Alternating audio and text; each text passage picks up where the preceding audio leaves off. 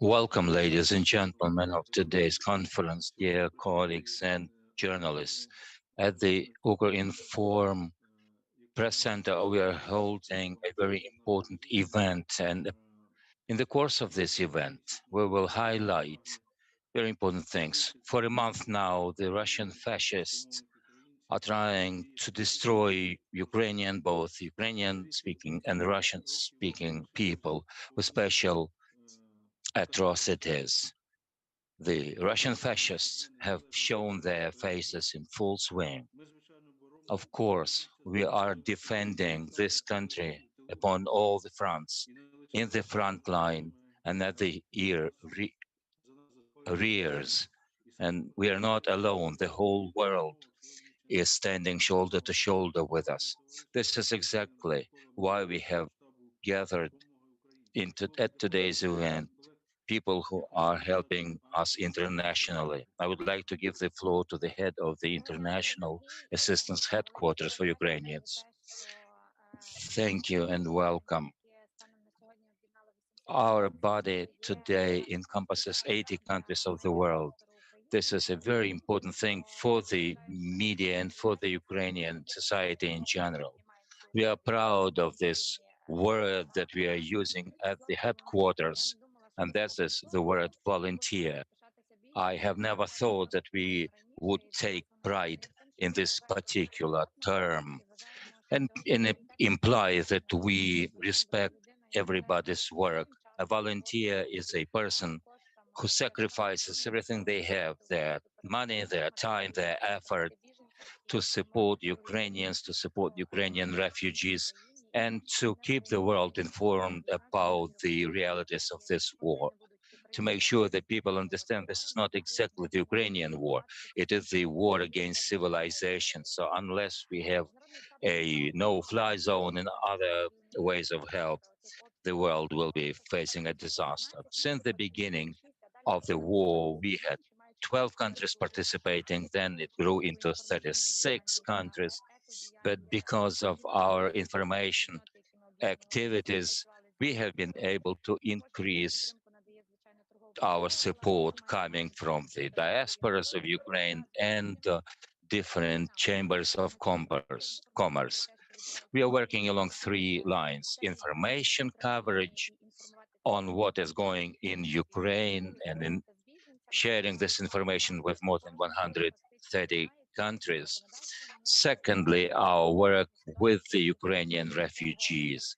The situation is changing drastically and it calls for very streamlined cooperation and interaction.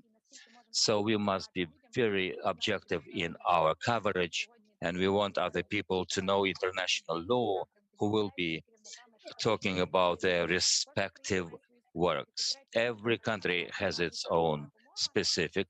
And I go back to the third venue of our direction. This is humanitarian aid. We've got 23 most active countries. We will see whether we have people available now. They are heading the headquarters around the world in different countries, helping Ukrainians and helping the Ukrainian military. They're very responsible in their effort, their time, and their links. They're doing this openly from the bottom of their hearts, and they are fulfilling our work with the sentiment and feeling that you can hardly describe. When I'm asked, why have you done this? And I find it difficult to answer exactly why we are doing this. We are sharing this burden to help Ukrainians. Today with us is our representative in Luxembourg. He is the coordinator of the international headquarters, Mykola Zharov. He's been helping Ukraine from the day one, and he will be talking about the system that they have set up and what is the difference of their work and specifics. He helps us in all the three areas that I have mentioned. At the beginning of this meeting, because we went on air, he was so much fast in describing what they're trying to achieve. And we are doing this in a timely manner, in the first place, for the sake of the Ukrainian refugees, for them to feel part of the civilized society of Europe. We have also, and we have also the coordinator of our headquarters for the help of Ukrainians in Germany, Oksana Shoorlemmert. Find it difficult to pronounce her last name. She is an absolutely fantastic person. We've been visiting her until recently.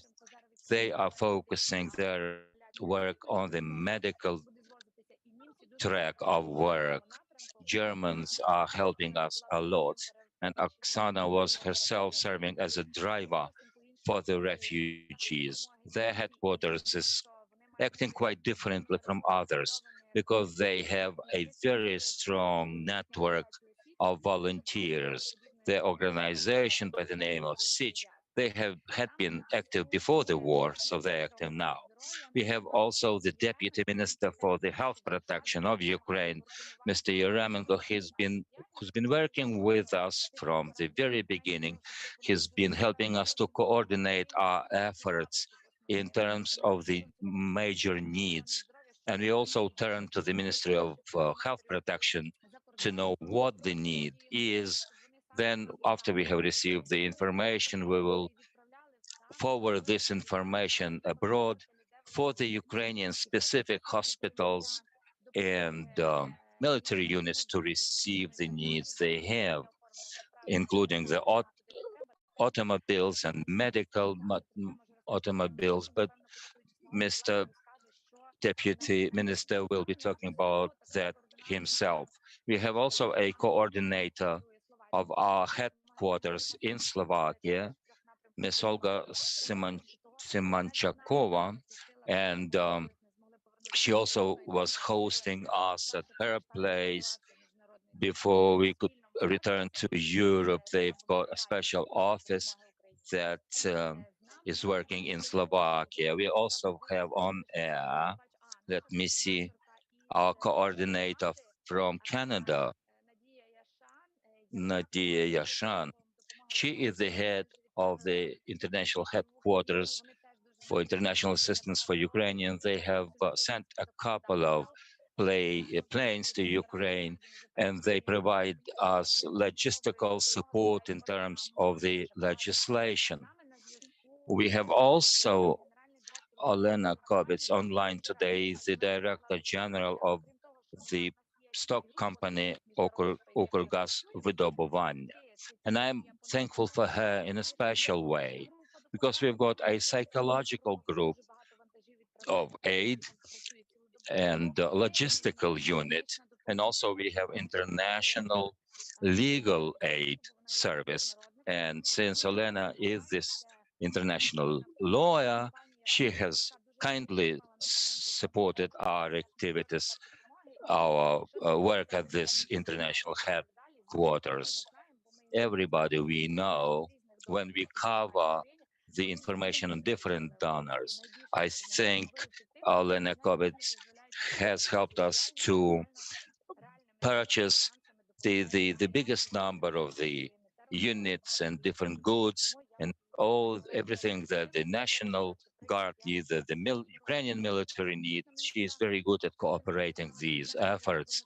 I wish we had the head of the Ukrainian Chamber of Commerce, but I would like to say that the Ukrainian Chamber of Commerce is doing a lot to help our headquarters, and they're very active in other areas of work. So this is in a nutshell. Uh, I, Before I start moderating, I would like to ask you this. Why do you think there was a need for the International Assistance Headquarters? How does it work in general? People need explanation here. Everybody hears on the news things about volunteers, the goods delivery, medicine delivery, clothes deliveries, and naturally it begs a question. Isn't the a situation we've got these goods sitting at the shelves in the shops. I can guarantee and assure you that we've got a very good system of control.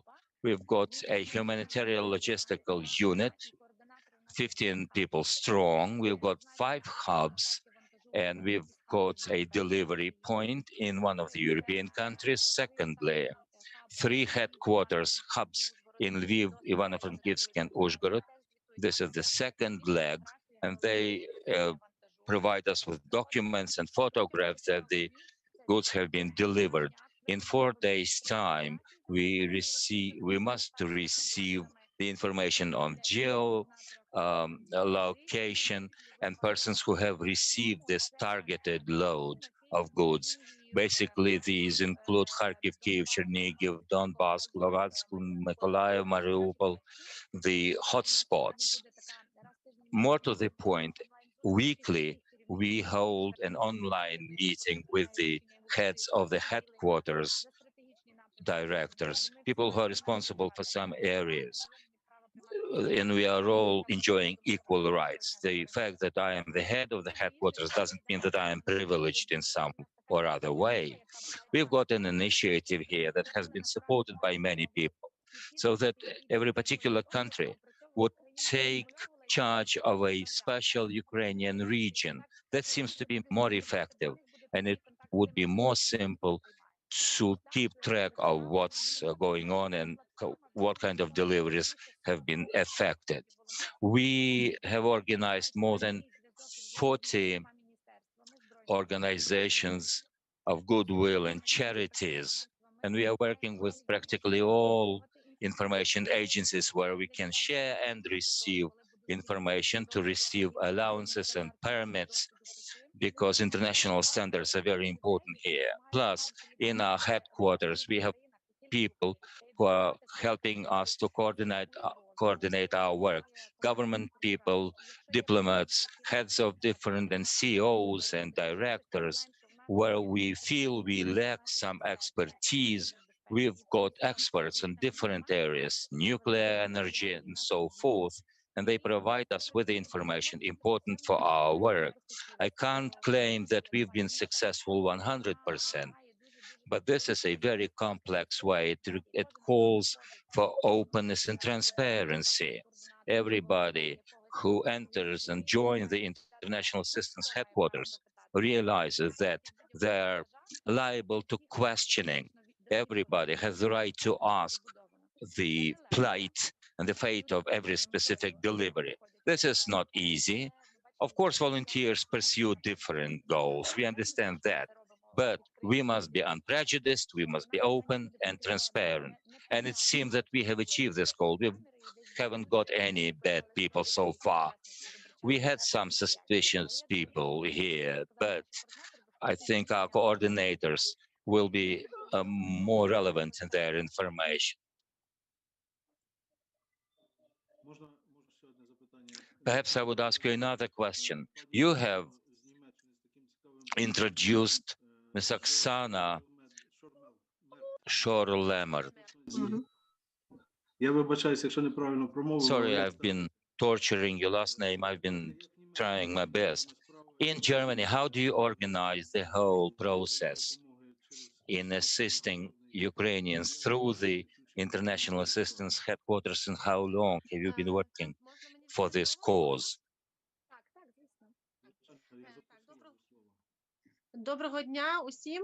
Welcome, everybody. I personally joined from day one when the telephone rang and I was informed that the war commenced. So I set up a very strong rally at the door of our city council. Made a couple of calls to Poland. I wanted them to get prepared some cars, and I thought it would make sense to get prepared for taking people across the country in terms of women and children. And I received information that there were people with the minimum of the bare necessities available to them. So from day one at 12:30, I had been at the customs, and I also ordered a bus in Poland. The bus took people to Warsaw, and they were on their way to Germany. And I didn't sleep for more than 24 hours, and I took my head into my hands, and I thought something must be done to get people saved. I connected with my business people, and we had a number of buses loaded with the first medical aid and foods. So in the first week of the war, we have helped 150% to get across the border. And by the way, personally, how did I get to know Hanna? When I was driving with my family back home, will never forget this incident. I was holding my telephone for 4 hours, and we've developed a concept of this international assistance headquarters. Hannah will remember that. We didn't even think at that point what the directions and strategies would be for everybody to understand, for these strategies to be very simple and useful for Ukrainians. My first thought was to get as many people saved as possible and help them with the medicines. And of course, the things that people would need, the basic necessities provided for them, especially for people whose lives were threatened. I'm also the member of the Ukrainian German Council SIG. There are three women here responsible for the organization, and we thought we would focus not rather on cultural activities, which was a primary goal, but we changed the direction. We divided our areas of work into 5 directions, and we planned our further actions in terms of helping the refugees most effectively and how to get the humanitarian aid delivered. In the first 2 weeks, we were working alone. Hannah was providing us with the information, and she was informing us how the humanitarian aid should be transferred to Ukraine.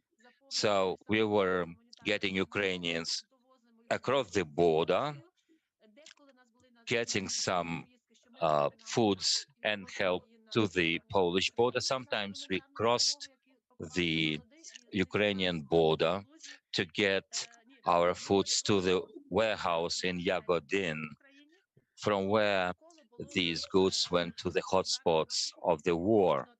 And every week, and sometimes 3 times a week, we would send such loads. Over the last week, we've seen the decrease in activities. When I'm saying the worsening of the situation, I mean that the Ukrainian embassy here to Germany have advised us on the list of the goals that we were supposed to have met in terms of the documents of how to get these goods across the border. So rather than helping us and fostering our work, they've been putting some barriers on our work. But we've been very tricky, and we had business people who would go on their own across the border. We would load our um, goods and everything onto their vans and so on, and in such a way we were able to get goods across the border for those loads to go further into Ukrainian territory. We've now set up a new regime. The documents that we have received from the embassy, it seems that the requirements have been eased, and it has helped us to send more humanitarian aid and to have it divided into a more logical manner. I think I have answered your questions. Would you have any other question on these issues? Thank you. You have answered, but there is a question that I would like to address to Hanna. Perhaps she will give the floor to somebody else amongst her colleagues. How Do you organize cooperation with the government bodies here in Ukraine and abroad? I will be very brief, after which I will give the floor to the Deputy Minister for Health Protection of Ukraine. Secondly, we have invited practically all the ministries of Ukraine to participate in the work of our headquarters. I have failed to hear your question. At the headquarters, we have representatives from different ministries. We have got two members of parliament, the representative of the military, the Ukrainian military, and other law enforcement agencies. And we know the real needs. And there are a lot of questions, of course, and we want to establish direct links between different countries and governmental bodies. How do we cooperate and interact with the Ministry of Health Protection? Medicines is a very specific issue, and there are some restrictions in different countries. So what we want to ensure is to get the medicines of first needs. This is what the Deputy Minister for Health Protection of Ukraine will be talking about. Oleksiy Yaremenko. Welcome, everybody. Actually, from the very beginning of the war, and I understand everybody realizes that the social infrastructure, including military, or excuse me, medical facilities, were targets of bombing. Today, we have 48 hospitals damaged, 13 of them completely destroyed. And we see constant attacks against the teams of medical uh, extreme help. We've got six um, doctors who have died in the shellings.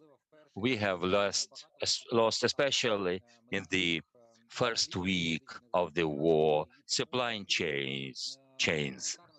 That's why humanitarian aid has become an important part of the renewal and providing for the potential of the medical facilities of Ukraine for them to render medical aid. At the ministry, we have set up an internal chain links where with the warehouses where we accommodate medicines. Of course, the focus is the regions that are suffering most in the central and eastern part of Ukraine. We have been gathering through the electronic system of information the needs of every hospital. We aggregate these needs and we will communicate this to international partners and national units to make sure that the specific medicines, specific medical equipment would be part of the humanitarian aid. Partly, we can purchase at this level of the government within the country, but some medicines are only available abroad. The most need that we face is the painkillers, but some antibiotics, tourniquets, and so on. It is important that when we focus on international aid and sending this aid to specific clinics and hospitals, we are trying to provide medical help to everybody who suffers as a result of the Russian aggression. We can safely say today that the medical system is functioning. We are providing medical help, but the increase in humanitarian aid is no less important because at the same time we see that the increase in shelling of the civilian population, people who need emergency medical assistance. Thank you. And I think I will turn to you again. Judging from the audience that we have today, my understanding is that the International Assistance Headquarters for Ukrainians has received quite a broad support in many countries of Europe. Can you tell us the scale of your work and your structure and what is the prospects of your growing?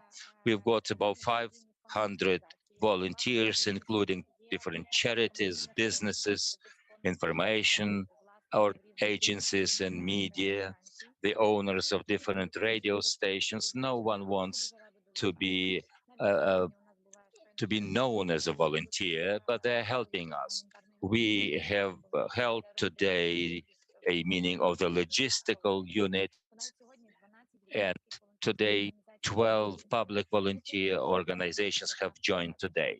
Not that they cannot work without us, but the first thing is that they receive information about the international donors where they can simply say thank you.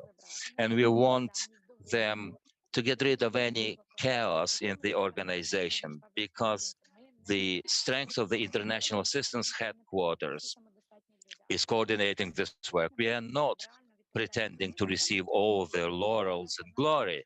Our aim is to get this organization coordinated and streamlined.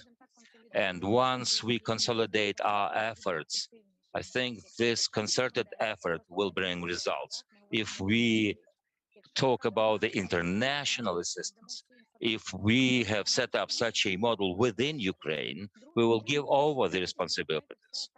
But effectiveness is the key word here.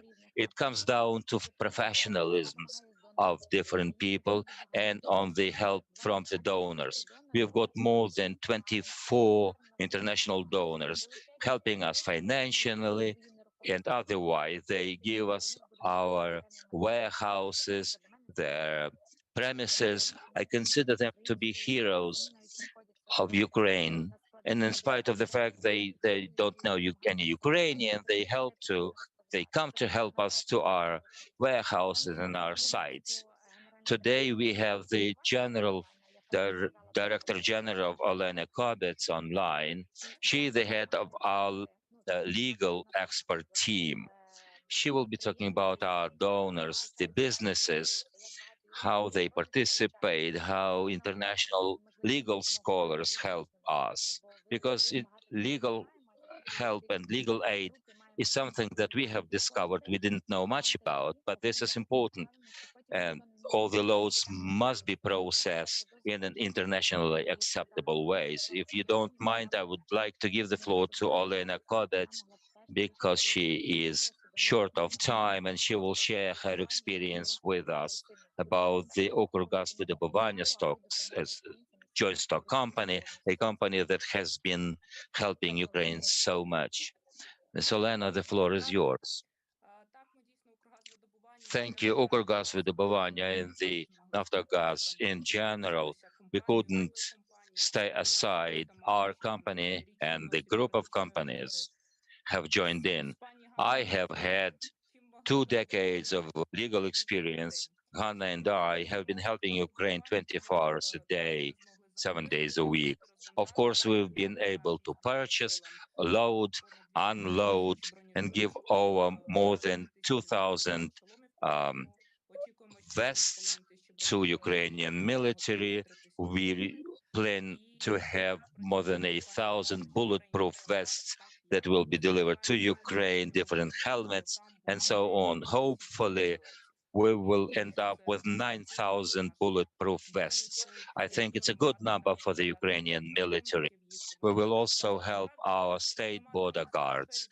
The issue is, of course, with international documentation. It's not a matter of who we want to share these goods with. It comes down to licensing, and the thing is very complicated. So we are now working mainly with the Ukrainian military.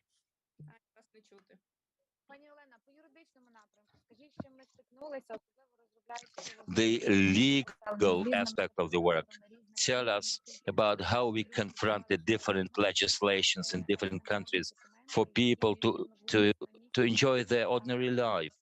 what kind of document they need in terms of accommodation and safety, for people to be aware that they are protected by the status of a temporary protection. That was the key issue that we confronted at the very first day. Indeed, the task was to regulate the so-called two-way street. Of course, refugees include different people, and those people receiving our refugees are different people as well. So we wanted to set up very clear rules for those who received our people and for the refugees who are forced to be displaced from Ukraine. We wanted to explicate very clearly their rights and their duties. I think when a person has a signed document, even for a refugee, it gives you some ground to feel more safe. So our legal uh, team has developed different legal frameworks to be used by the Ukrainian refugees. Mr. Sergey, I'll give the floor back to you.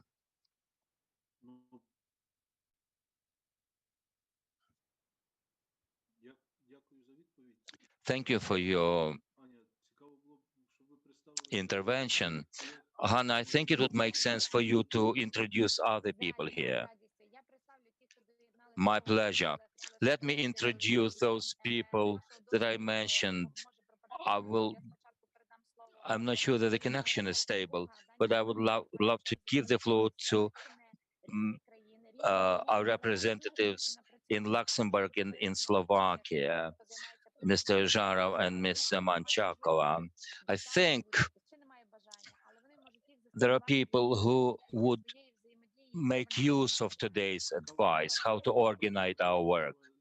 It, of course, Mykola Zharov is a person that I would love to hear from, such a small country, but perhaps they are helping Ukraine big way.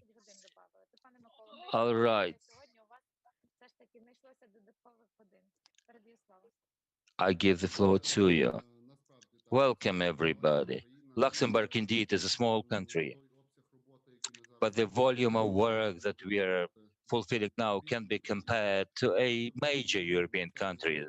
Sometimes we compare the 650,000 population of Luxembourg with the population of Mariupol, and the analogy is clear. It, the Mariupol fate is suggestive of a fact when the country of the size of Luxembourg is erased from the map of the world. Of course, we started with some chaotic steps, but we've been through that now, and our work is now systemized. So our help to the Ukrainian military and humanitarian aid, apart from that, we are cooperating with the Ukrainian state and with the refugees, and also dealing with the culture and business projects, IT projects for the Ukrainians who come here. Currently, we have sent about 350 tons of humanitarian aid from Luxembourg. We've got about 40 coordinators and many volunteers responsible for every area of our activities. How the humanitarian aid is organized. We have divided big groups into subgroups. So there is a volunteer group, a group for purchasing. As for the purchases, we have been working with the biggest hospital in Luxembourg and their affiliations where we can purchase medicines for a good price. We've got logistical team, people who are able to get the loads to different places within Ukraine. Refugee-wise, people who are arriving at Luxembourg, from the beginning, we would go to pick up people with our vans and buses to the border. We had lists of people who were ready to accept and accommodate Ukrainians. We have given over this initiative to the government bodies, and Caritas organization has taken over some of their functions. Sometimes they are incompetent at times. It's a big bureaucratic machine that is not very fast. So refugees, we've got information center where we provide all the necessary tips and information. We are trying to get them some job, accommodations, provide computers, SIM cards, foods, everything they might need. We are often talking in Luxembourg about the refugees. These are the people, we call them the wives, the daughters, sisters of the heroes who are defending not only Ukraine, but the peace and stability in the whole world. When we talk about transportation, there are some areas where we are more active or less active. Transporting people from border was more active. Now people have learned how to get from the border to Luxembourg. So there are some specific groups that we pick up. And also we have people who are in the know where to go. We want to make sure that there is no issues with human trafficking. And we are discussing these issues with the different Ukrainian embassies. And we are talking to the Ukrainian embassy in Belgium because there is no Ukrainian embassy here. We also had a meeting with the prime minister, with different authorities, where we wanted to share Ukrainian position in an official one. And again, we met the Duke of Luxembourg, and every country has its own specifics. Of course, we know our own ways of how to influence the situation. Our leverage, one of the leverages, is that we organize different picketing and street protests and ways of sharing information. We want people to be more sensible towards Ukrainian needs. The people who have arrived in Luxembourg have been divided into different subgroups with the cultural initiatives, business initiatives. We're showing them movies and inform them about the cultural events. A lot of cooperation is going on with the Ministry of Culture here. We are getting teachers to work with the Ukrainians. We set up a Ukrainian library.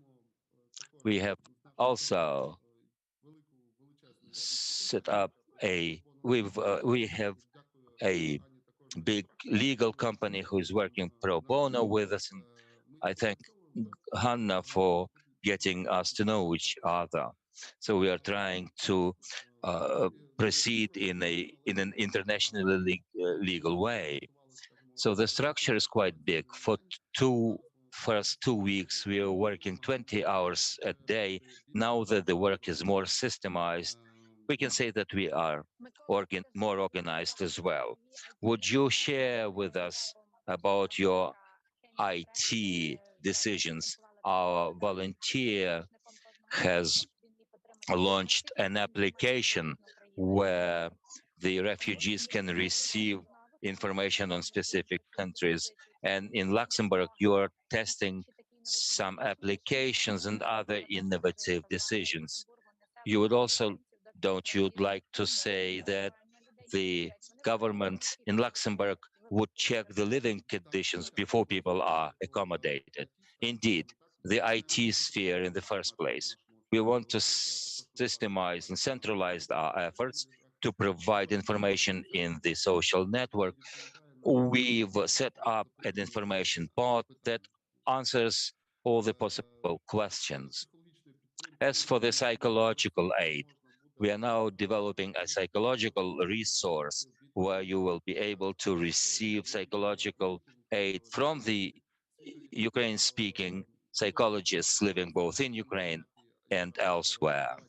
We are now testing the first product that will require some financing, and we hope that we will find the millions that it would take for the application to be effective. So we've been very concentrated on these IT applications. It'll take some time, however. As for the accommodation, Luxembourg sees a lot of debate of how people should be accommodated. and the Ministry of Foreign Affairs is in charge of that. Unfortunately, they can only provide consultations and provide the status of temporary protection in Luxembourg to people in the range of 50 to 80 persons a day. But currently, we've got more than 4,000 Ukrainians in Luxembourg, and it will require 2 months of paperwork for them to be legalized. Before that time, they cannot receive neither legal nor medical aid. So we have taken it upon us to aid these people as well, financially as well as informationally, including the medical aid. There are a lot of doctors who are ready to provide their services free of charge to the Ukrainians here. And we also would like to share medicines with those Ukrainians who cannot afford buying medicine themselves because they have not been granted the status of temporary protection.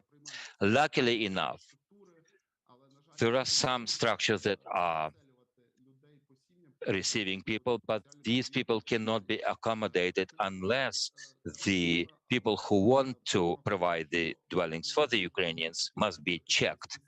But they can only check 5 to 7 households a day. So it's a slow progress. Yes, we receive millions of euros of help, but this help is not as efficient as the aid we receive from our volunteers, for whom I pay a lot of respect. Thank you. I will say a few words about Olga as a forward before Olga Semanchakova takes the floor. I would like everybody to take the floor today. They're doing our best. Yes, these are our heroes. And glory to the heroes. They've taken upon themselves the responsibilities, something that their governments have failed to do. They of, have saved hundreds of lives, and they have sent such a humanitarian aid to Ukraine worth millions of euros. Everybody is helping us. Olga Semanchakova, person who provided housing to me personally, she is in at the helm of the center in Slovakia. They are concentrating their efforts on the educational needs of the children who come to Ukraine, and their headquarters works in the informational, humanitarian, and refugee avenues. I think they're cooperating and interacting very good with the government structures, with the business structures, with the diplomats. And she will tell us how they are able to regulate different issues for different people. Of course, it's the responsibility of our headquarters because the governments don't always know what to do. Give the floor to her as quick as you can. Nice to see you all again. Indeed, Hanna is our voice and our mediator. And after she says something,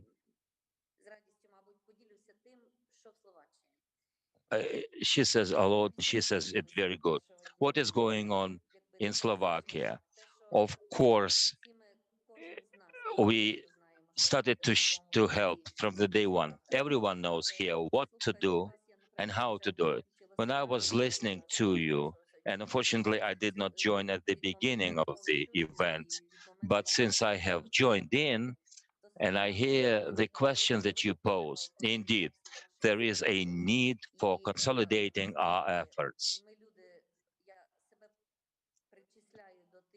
I think I belong to the people who are abroad, far away from Ukraine, and a country that is bordering Ukraine, and I'm living here for more than 2 decades.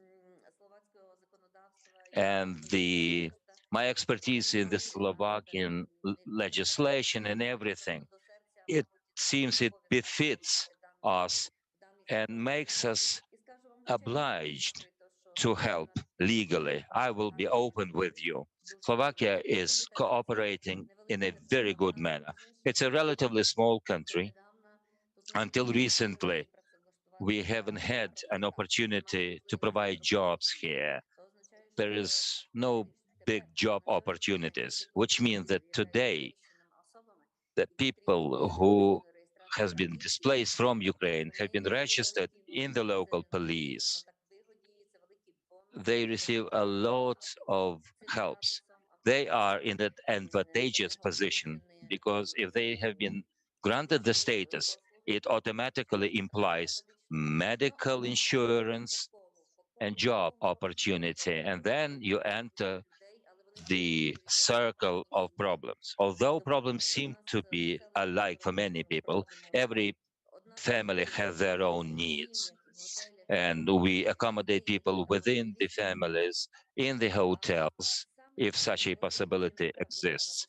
But what we can be proud of is that when we can come to terms with the local authorities, when I hear people complaining that some governments are more impotent, some less impotent, uh, following that line, I will tell you that the Slovakian government is very potent, but it matters what to stress first, where you can guide your efforts to. The local authorities here are absolutely open. Hannah has suggested at the beginning, but I will remind you that here, where I am now territorially,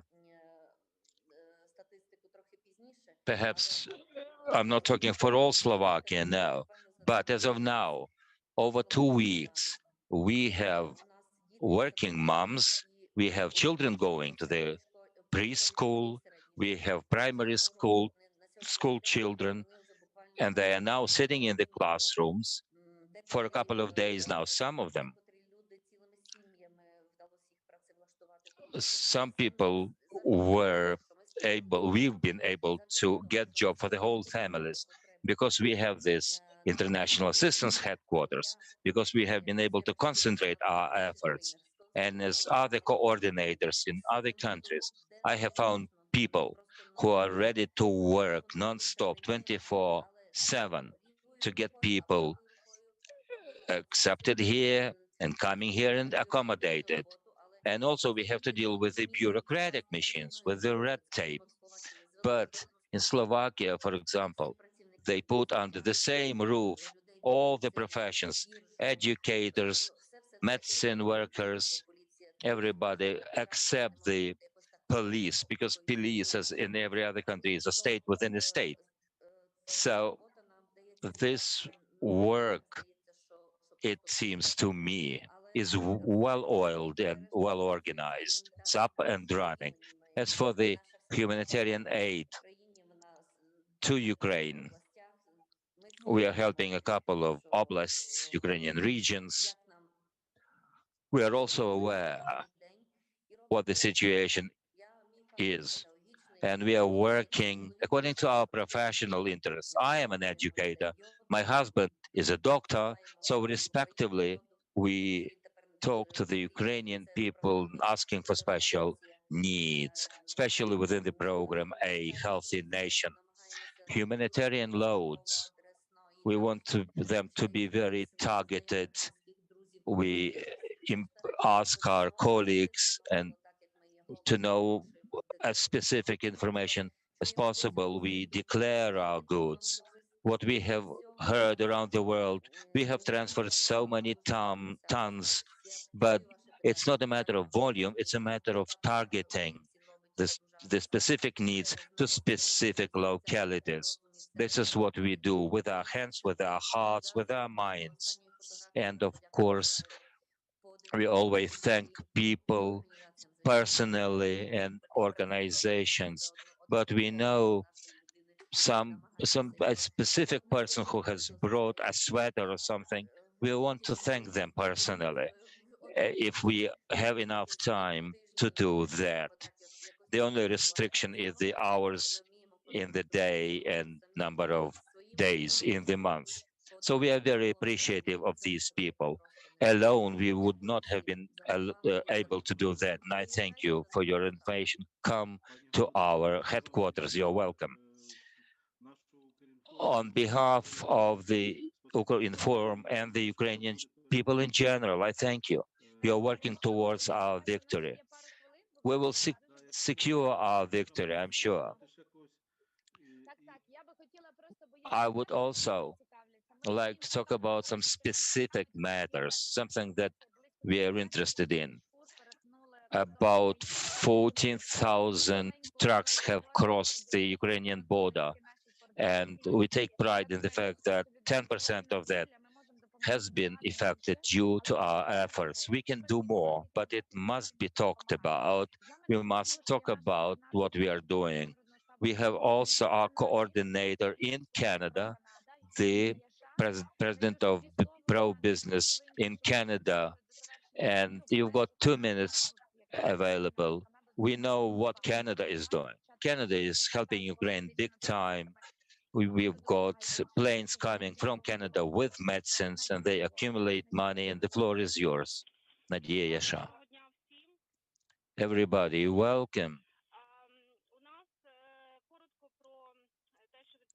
In a nutshell, what is going on here in Canada?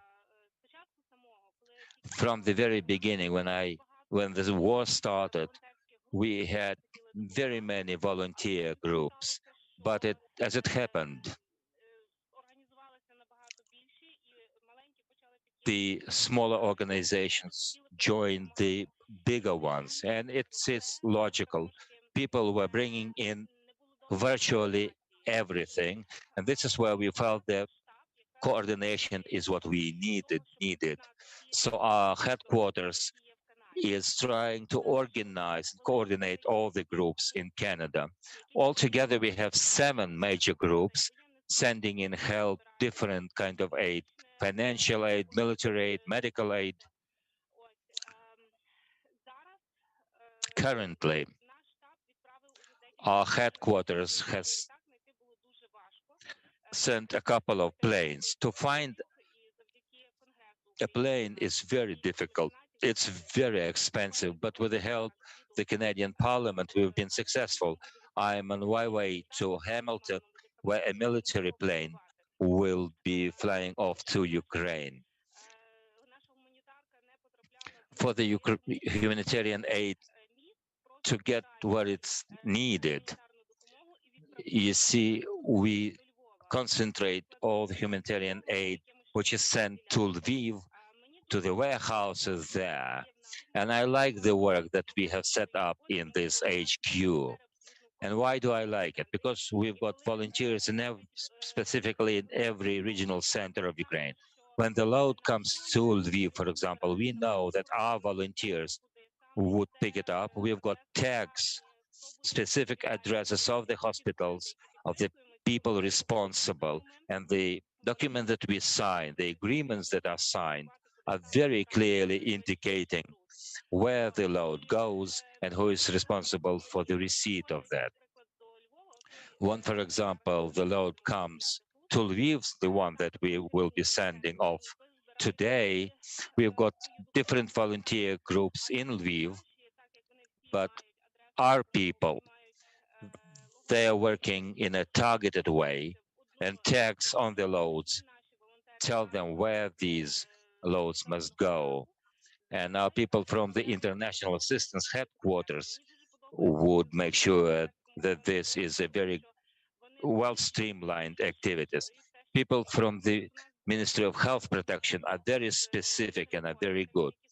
We had agreements with different Canadian hospitals, but they cannot give over some expensive and complicated medicines to everybody that they claim they need. When you talk about serious medicines, not painkillers, but every hospital has to provide them information and report on where these medicines went to. Now we have a letter from the Ministry of Public Health where they say talk about the specific needs. We give these wish lists to Canadian hospitals. We've got organization called Businesswoman, where we know how to proceed with these legal documents. We, when the load has been received by the hospital, we set up a feedback and we are able to produce. I'm thinking in English, they show what they have done and what they have received. So this coordination is very important. What about Canada? We are also accumulating money for the bulletproof vests, and we've done that on a number of occasions. We understand that money is needed now rather than waiting for some big lump of money to be collected. So we are sending some money today. We've announced the so-called act called Women of Canada for the Ukrainian Soldiers, where women send us some money, and I will be transferring that money towards buying some uh, bulletproof vests. We've got also some rallies going on, organized by the Toronto-based Ukrainian Congress in Canada, and of course we are holding different rallies, and we are thinking about how to or coordinating our work. Rallies, do they matter? We have gathered thousands of people rallied for the Canadians to join, rather they had the possibility to see what the problem is. We want to draw attention not only of the government, but ordinary Canadians. What have we achieved so far? As of today, many Canadians i- put the Ukrainian flags, blue and yellow flags, on their households. My phone is hot, literally, because I am asked constantly, what kind of help can we provide?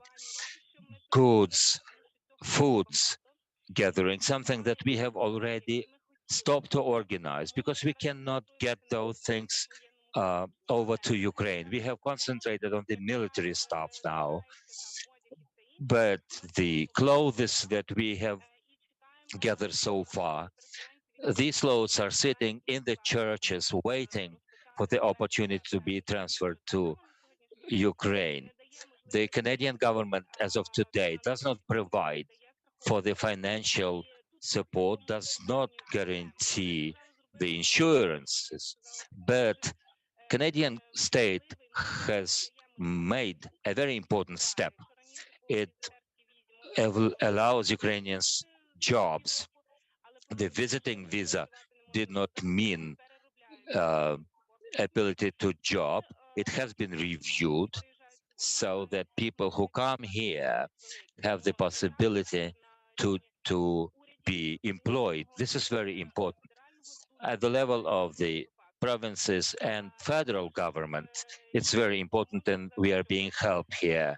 I can also tell you that in big cities like Toronto and other million strong cities, there we are supported by the city mayors. And in spite of the fact that they are providing some help with this. Nadia, it's so good to listen to you, but our time is running out. Let me tell you this. In Toronto, we've set up a square called Free Ukraine at the initiative by the Toronto mayor in front of the Russian embassy. Everybody is helping the way they can. I will be glad to answer your questions. On behalf of the Ukrinform agency and on behalf of the Ukrainian people, I thank you. I think you cannot enlist everything you have achieved, but we don't seem to have time. You see, we've got 80 countries working for the International Assistance Headquarters. But I would also like to read out my friend's question. What kind of volunteer organizations can we work with? This is very important. We are checking information to become an individual, to be working for the international assistance, we do the background check. You see, we don't have people who have been discriminated against. To work for us means that you've got access to all information we have. There is no hidden information, but that means that we are checking information. There is an official site, dopomoga.org.ua, where you have all information on how to provide humanitarian aid, on how to receive humanitarian aid. I will show you the head of the of that section. She represents the Chamber of Commerce of Ukraine. She analyzes all the reports and all the requests. Our coordinators stress that point, that the need, this help and aid must be targeted. And we are processing the information on the most needed help. On that side, you will see the section humanitarian aid, meaning either you want to share in providing or to receive aid, so that we know who has provided and who has received. Analytical work is another point. People can provide information on how they have been helping. Our coordinators in the Baltic states, in Belgium, they at the European Parliament, they have set up information website where they share information, including the sub of the air bridges. Perhaps together with the Ukrinform, we will set up such a link. I think it would make sense. And the third point is working with the refugees, where you can get directly in touch with our coordinators. Hanna, I thank you very much for this meaningful meeting with our journalists. I'm thankful to everybody who has participated in today's conference. Hopefully this is not the last time. I have the feeling that there are some areas that we haven't covered. Yeah, there are coordinators from other countries, including Korea, and think of the difference in time. But the uh, our Korean friends also help us a lot to share the information about Ukraine. The peace is only achievable after the victory. We are all praying for peace. May God help us. Thank you very much. Thank you, everybody who has participated. May you enjoy a peaceful life.